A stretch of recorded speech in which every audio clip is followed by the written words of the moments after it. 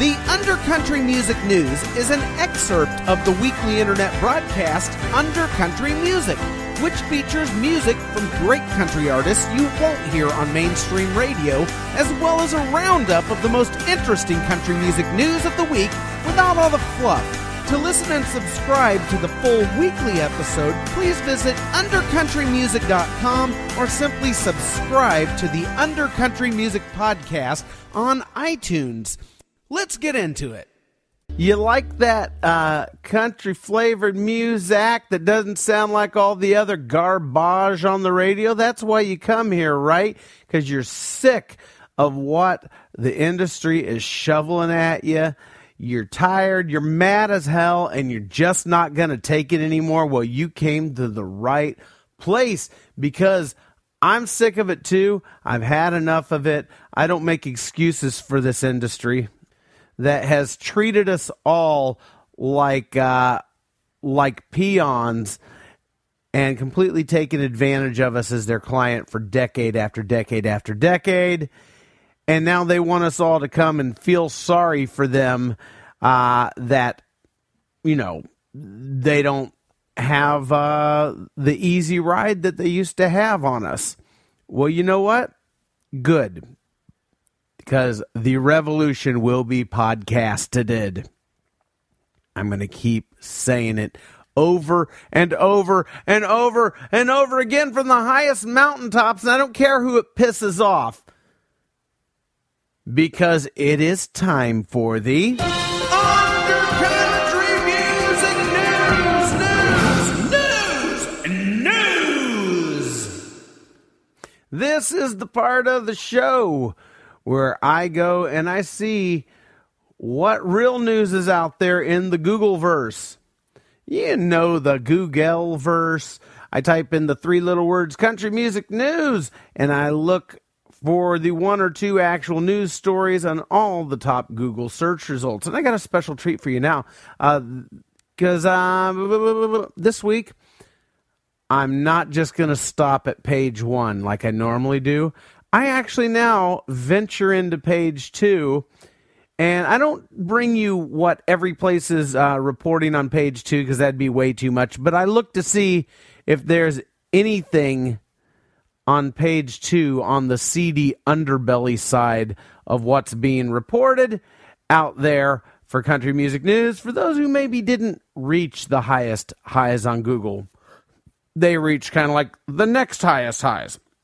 But we're going to start at the top, baby, and work our way down into the gutter. You want to roll in the gutter with me too, right? Right. Well, hey, if you've never joined us here on Undercountry Music News, and why do I say us? Yes, I know why I say us, because it's you and me, and we're an us, right? I think of us as an us, because, you know, this is your show too. I wouldn't have a show if it weren't for you. Actually, I would. I'd sit here without even a microphone in front of me, and I'd babble all this crap into a cheaply painted beige color wall, which is what I'm doing right now. It's just that it's so much more satisfying when I talk into a microphone, and then I can hear the richness of what the microphone picked up in headphones. So not only is my ego inflated by having a show where I fool myself into thinking that people give a flying S about anything I have to say, but I talk into the microphone and it comes back into headphones, and I get to hear the glorious sound of my own voice in both my ears. Talk about mental masturbation. I got it going on here. Oh, by the way, if I go onto a website and they're in one of the top results and they're just mailing it in, I give them a special treat, like my dog. Except my dog wouldn't even like this treat because it is the Undercountry Music News Wet Belch of the Week. Sounds something like this.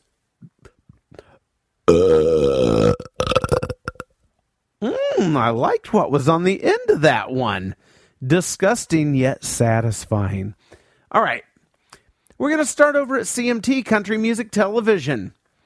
Well, good one here. Good story about Dierks, Bentley, and a little cell phone footage from one of his concerts in New York. All right, let me paint the picture for you.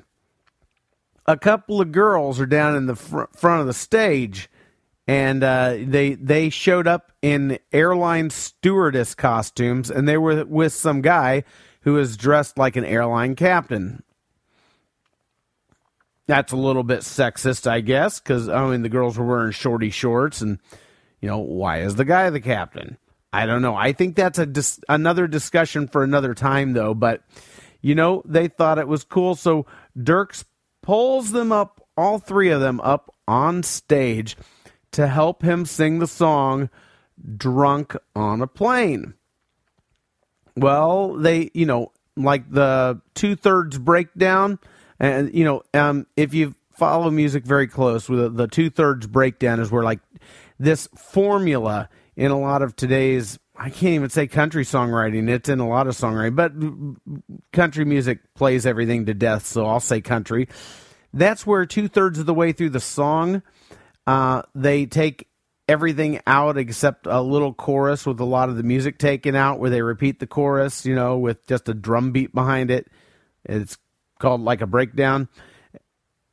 Yeah, that's the 2/3 breakdown. Anyway, they were doing that, and one of the girls, dressed like a stewardess, turns around and vomits all over the stage.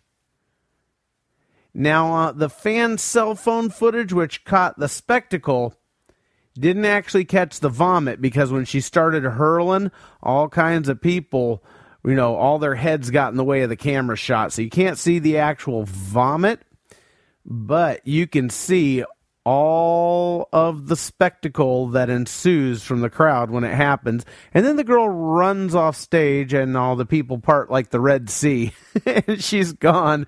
And then Dierks looks around, sees this big pile of vomit, and he goes, "Because she puked on a stage." And there you go. I'll have more about that later on, because there's another story about that a little later on here. But that's some good stuff. But you can see this fan footage over at CMT.com in the news section.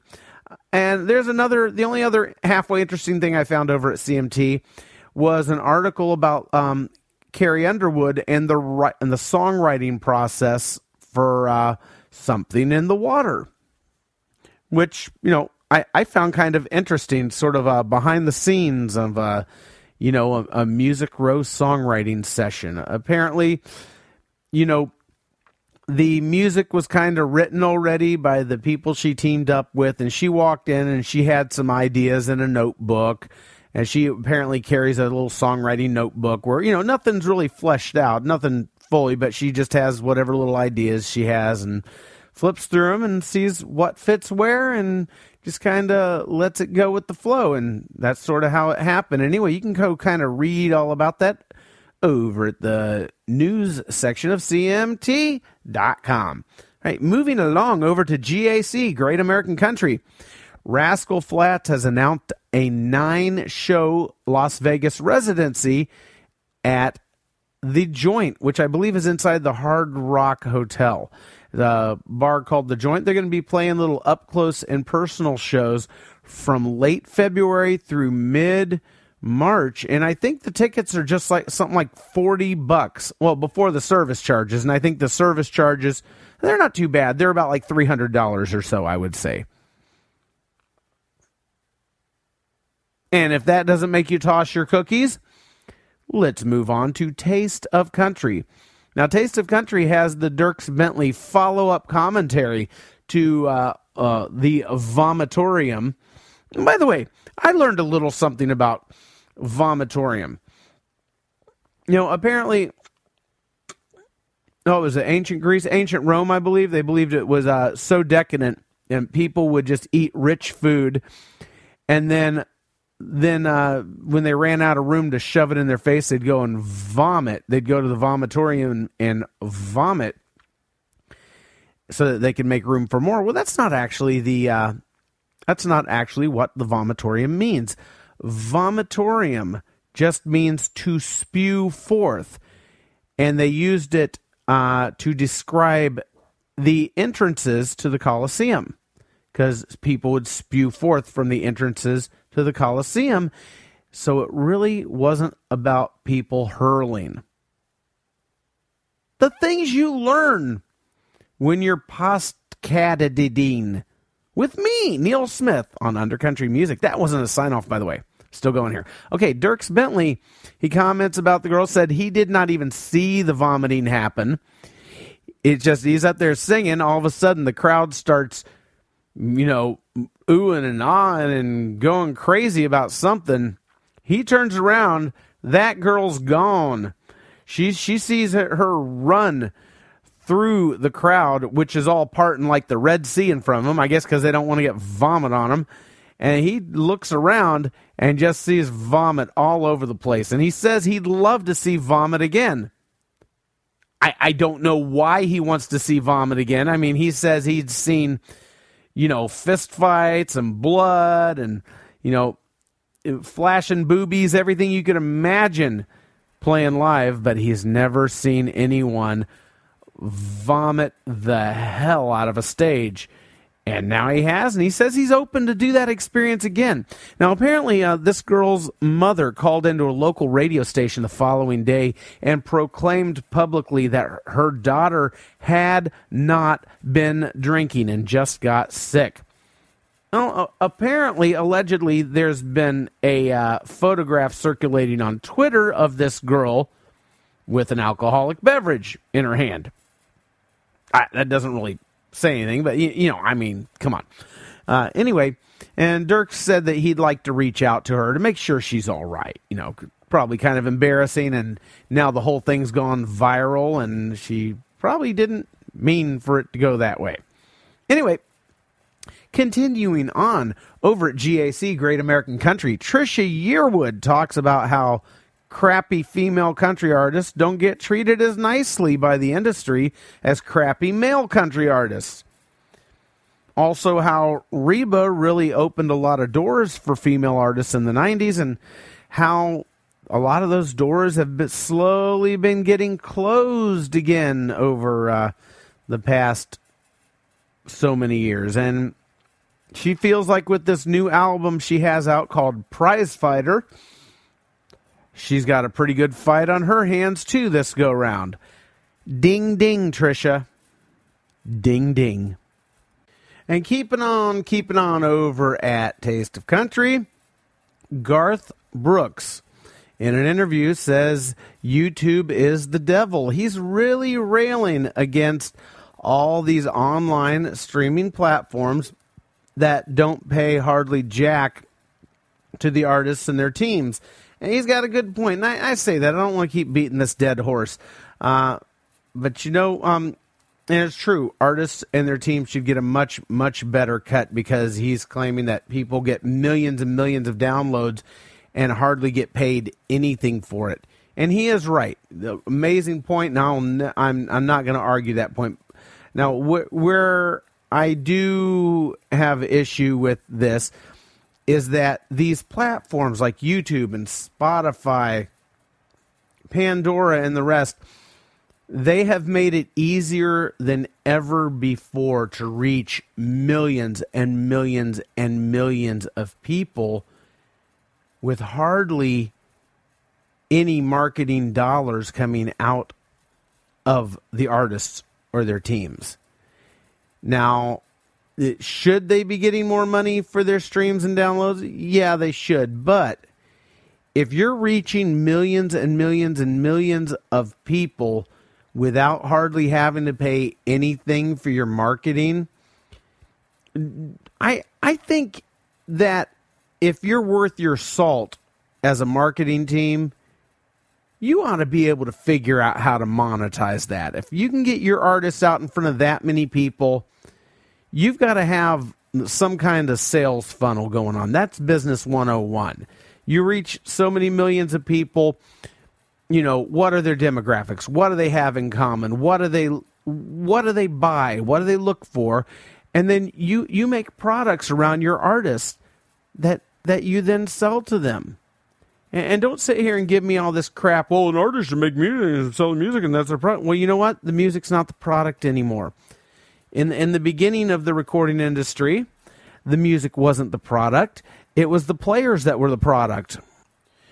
I think where this is all headed, now that the money is getting sucked out of the industry, I mean, look, Pepsi pays $1 gajillion to be on the Super Bowl, right? Garth Brooks can get a corporation in front of millions and millions and millions of his followers. You see where I'm going with this? And it's already happening. Corporations are backing major tours, things like that. Pepsi, Budweiser, what have you. Ford trucks on the Toby Keith tour. You get the idea. So, I mean, what's going to happen is that's now that, you can't actually sell the music, I believe that product placement is going to become more prevalent than ever before. I don't know if you remember, but back in the 90s, the Pepsi jingle actually got worked into a Janet Jackson song. She was the spokes artist for Pepsi at the time, and that was back in the 90s. And sort of the Always the Real thing, that melody was worked into one of her songs. And stupid people couldn't tell the difference. But I think you're going to start seeing a whole lot more of that. I think, corporations and products are going to start appearing in popular music. And I'm not sure that it's going to work either. But what I do think is going to work is something like what Kenny Chesney's been doing, or, maybe Sammy Hagar. I mean, Sammy Hagar has his line of tequila, which is very popular. Kenny Chesney has his own brand of rum. These artists that are thinking outside the box are using their celebrity and their exposure, and figuring out what do their followers enjoy, and they're packaging themselves and they're selling that. And, I think if it's done the right way, it doesn't have to detract from the artist, as long as they're selling something that is complementary to them, and not just selling something to be selling something, like Toby Keith selling milk, or, something that just makes no sense. But, Toby Keith could sell cowboy hats, a line of boots, bandanas, things like that. And I'm sure he does, but, or get creative with other products and things like that. There's money to be made, and all these dollars that they're not spending reaching millions of people because these platforms are doing it for them. That's money in their pocket. Hello. We're not that stupid. Well, I mean, a lot of us are, because a lot of us are buying this sob story from these major artists, and it's just crap. Now, the people being put on the short shrift, I will say, are things like the songwriters and the producers and things like that. They got to get paid. But,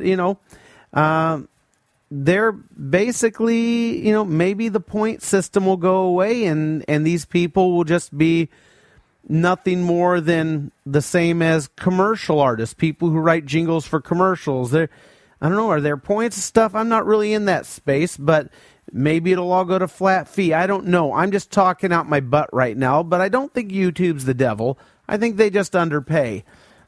But what you get on the flip side of that, I think the onus is on the artist more than ever before. And that's sort of where it all boils down. The onus is now back to the artist and their team, and no one else. You know what? There's money to be made. You just got to figure it out, because the old model no longer works. But there's a great new frontier out there to be grabbed. And I, for one, I welcome that, because the revolution will be podcasted. Over at Country Weekly, Randy Owens from Alabama is lamenting the lack of bands in country music these days. Because country music, by and large, it's just a bunch of solo artists who run around with, session players behind them, and it's really sucking a lot of the creativity and life out of the music, because it's just canned. You got the same group of people that all play the same way and make the same sounds because it's a formula that works. And, it's really sad that there aren't more bands going on these days. Probably, the closest thing we have okay, let's pull back here a little bit. A band, you're going to have a more unique sound. Probably the closest thing we have is like the Zac Brown band right now, because that's an actual band. But I even am shy about saying that because, look whose name is on it. You can call it a band all day long. They're a team and everything, and I'm sure they keep the same players and all that. But at the end of the day, there's one man in that group whose name is on the front of that band. And although they put the word band behind it, I still consider the Zac Brown band to be a solo artist. Although, I will say that the individual members get highlighted really well. Like when he does his fests and things like that, the individual members get to go out and play that with their own groups and things like that. So, they're given a wonderful platform. But at the end of the day, the Zac Brown band is the Zac Brown band. Make no mistake about it. Say maybe the next closest thing we have is Rascal Flatts, which is almost a band. It's 3 guys, and 2 of them play instruments, but they're basically surrounded by a bunch of session players, and most of the footage I had, I think like all the guitar solos and stuff are played by the session guys. I don't really follow Rascal Flatts that closely because I don't really get into the whole modern crappy country sound. Although I got to say, Rascal Flatts is certainly a hell of a lot better than a lot of this junk floating around on the airwaves today. And every once in a while I'll hear a song from them that ends up being a guilty pleasure of mine, and I'm not above telling you that. But I got to tell you, I'm right there with Mr. Randy Owen on this one. And let's have a peek over at Rolling Stone Country now, who have climbed nicely in the Google search results. The only real interesting thing I found over at Rolling Stone Country was another article on Trisha Yearwood talking about her new Prize Fighter album, but she also goes into more about how it was coordinated with the release of Garth's new album, and so that they could tour together and be together as husband and wife rather than have a marriage where they're always apart from each other. So that's kind of cool that they coordinated all like that.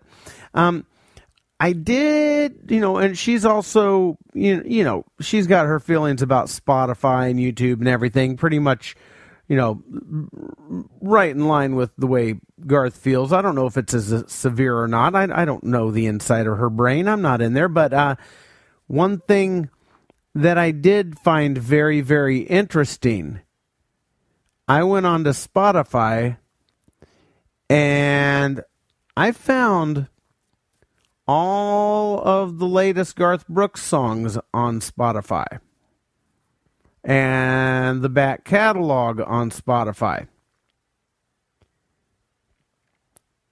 You know what I did not find on Spotify? Trisha Yearwood Prize Fighter is something I did not find on Spotify. And that's like her latest single. Very interesting. I did find Trisha's back catalog of music on Spotify, but not the new stuff. It's not up there, but Garth's is.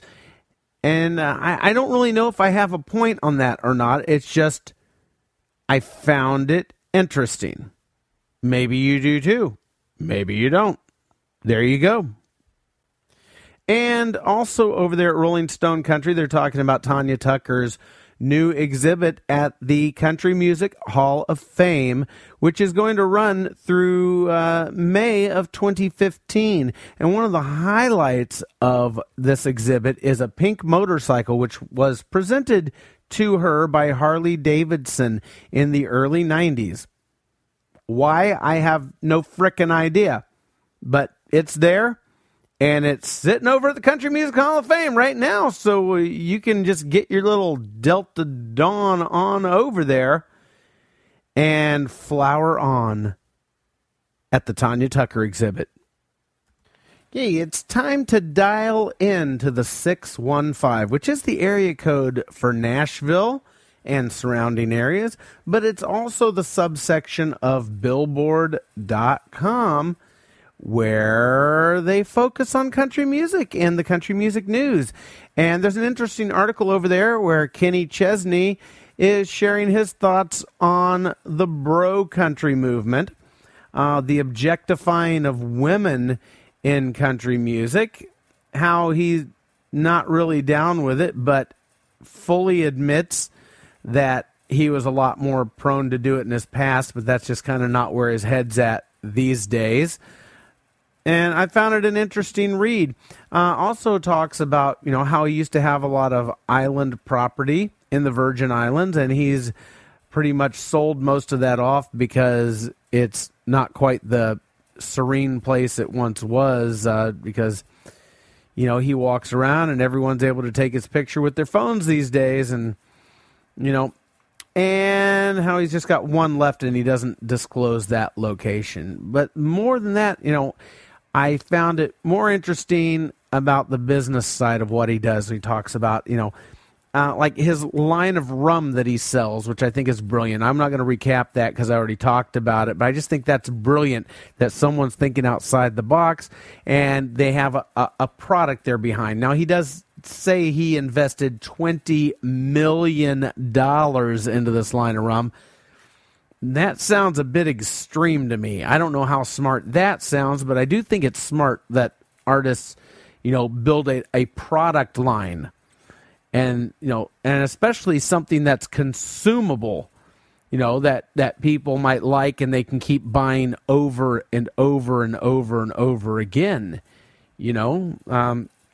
I think that's just brilliant, and I think that's the way to think outside the box in today's age of music. You got to be selling something. You got to be selling something that people will come back and buy again and again and again. And that's where some of the smarter ones are capitalizing on all this free publicity that they get from YouTube and Spotify and that reach that it gives you. That's where it's at. I mean, corporations pay big money for this reach. Why do these old artists not get it? I don't know. It's just like the people who used to work in the car factories making $35 an hour to put in one bolt over and over and over again for 10 hours a day with a huge pension and all that. Stuff like that, it doesn't last forever. And, you should just be thankful that you had that ride while you had it, because it just doesn't work like that anymore. All right, let's go kick it at theboot.com. I think this week they're the burp.com because they got the undercountry music news wet belch of the week. Eat my pork salad. Not poke salad, it's pork salad, baby.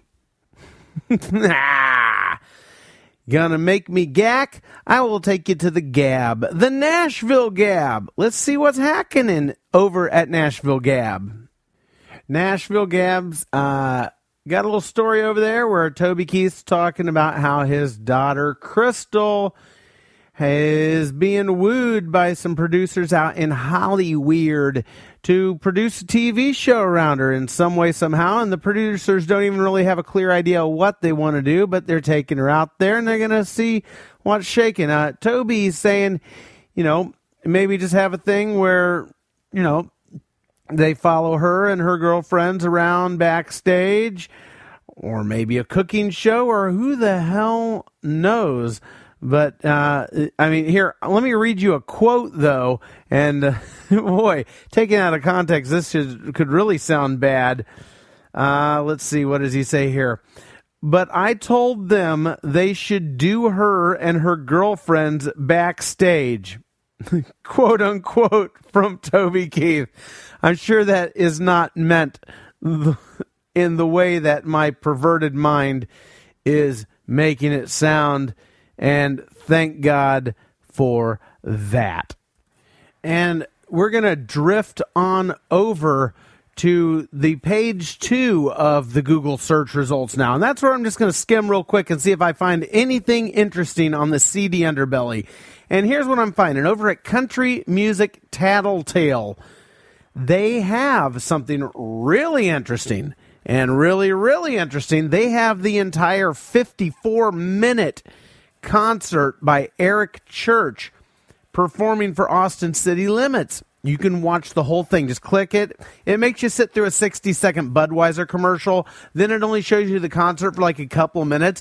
Then it says you have watched a sample. Click here to see more. So I click there to see more, and it takes me to the PBS website, where it then makes me choose who the local affiliate station for PBS is. I chose Nashville.